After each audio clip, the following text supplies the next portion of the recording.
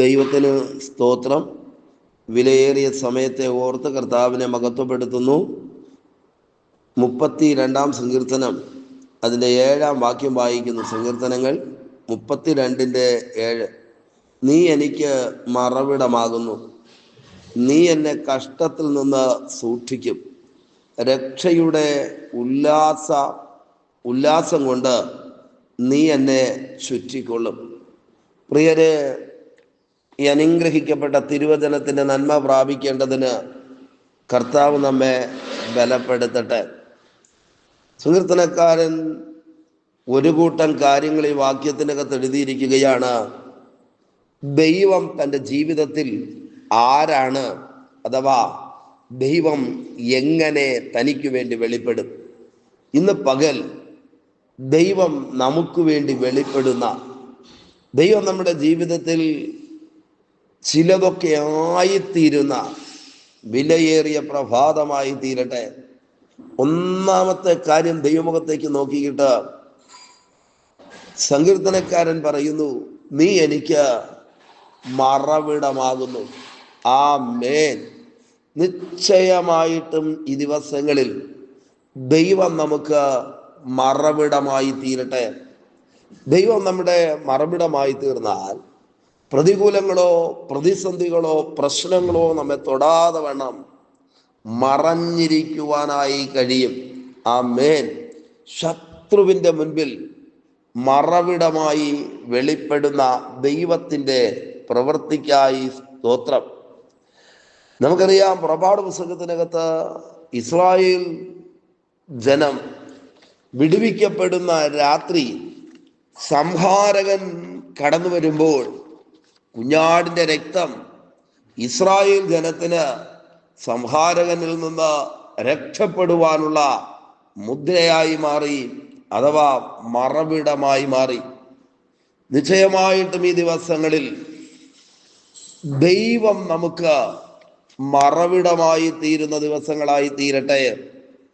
91-ാം സങ്കീർത്തനത്തിലെ 4-ാം വാക്യം വായിക്കുമ്പോൾ ദൈവം നമ്മുടെ മറവിടമായാൽ എന്താ നമുക്ക് ലഭിക്കുന്ന നന്മ.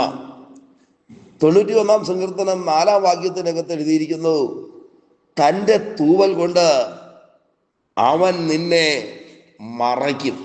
ആമേൻ.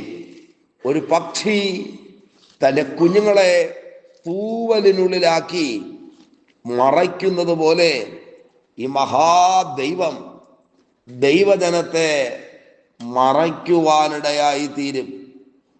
അങ്ങനെ ദൈവം മറച്ചാൽ, താഴോട്ടുള്ള വാക്യം എഴുതിയിരിക്കുന്നത്, രാത്രിയിലെ ഭയത്തെയും പകൽ പറക്കുന്ന അസ്ത്രത്തെയും, ആമേൻ, ഇരുട്ടിൽ സഞ്ചരിക്കുന്ന മഹാമാരിയെയും ഉച്ചയ്ക്ക് നശിപ്പിക്കുന്ന സംഹാരത്തെയും നിനക്ക് പേടിപ്പാനില്ല.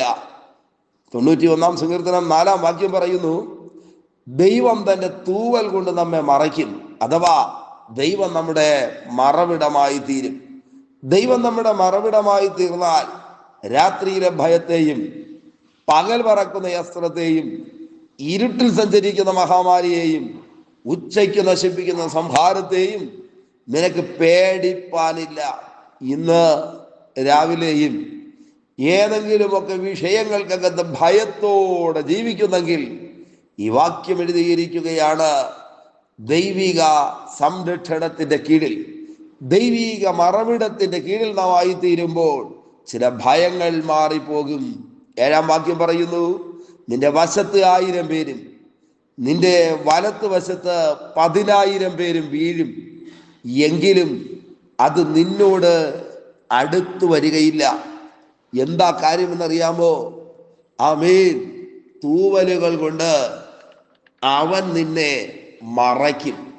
നിശ്ചയമായിട്ടും ഈ ആയുസ്സിൽ ദൈവം നമ്മെ മറയ്ക്കുന്ന, ശത്രു കാണാതെ, രോഗം കാണാതെ, പ്രതികൂലങ്ങളും പ്രതിസന്ധികളും തൊടാതെ വണ്ണം ദൈവം നമ്മെ മറയ്ക്കുന്ന അത്ഭുതങ്ങളുടെ ദിനങ്ങളായി തീരട്ടെ.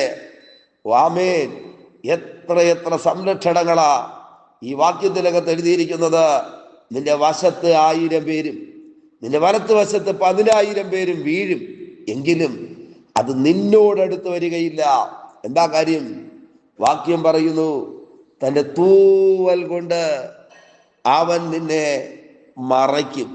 ഇതറിയാവുന്ന സങ്കീർത്തനക്കാരൻ 32-ാം സങ്കീർത്തനത്തിനകത്ത് പറയുന്നു, നീ എനിക്ക് മറവിടമാകുന്നു.